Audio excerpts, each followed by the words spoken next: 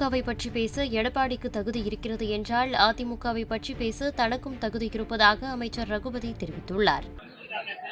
அதாவது எடப்பாடி பழனிசாமி அதிமுகவினுடைய பொதுச் செயலாளர். ஆனா அந்த கட்சிக்குள்ள என்னென்ன நடந்துகிட்டு இருக்குங்கிறது அவருக்கு நன்றாக தெரியும். எனவே நாங்க அதிமுகவை பத்தி விமர்சிக்கல. என்ன அதை பத்தி பேசுவதற்கு தகுதி அப்ப திமுகவை பற்றி பேசுவதற்கு எடப்பாடிக்கு என்ன தகுதி இருக்கிறது?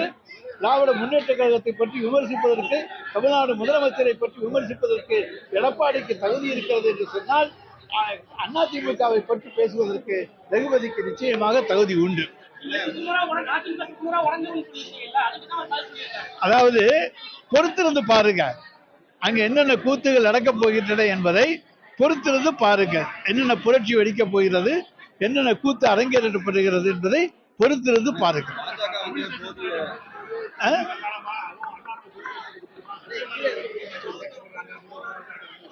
நீங்க சொல்றது சரியா காதுல கேட்கல.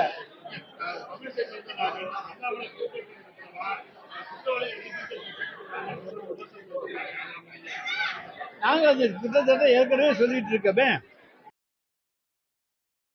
செய்திகளை உள்ளது உள்ளபடி தெரிந்து கொள்ள ரெஃப்ளெக்ட் நியூஸை சப்ஸ்கிரைப் பண்ணுங்க.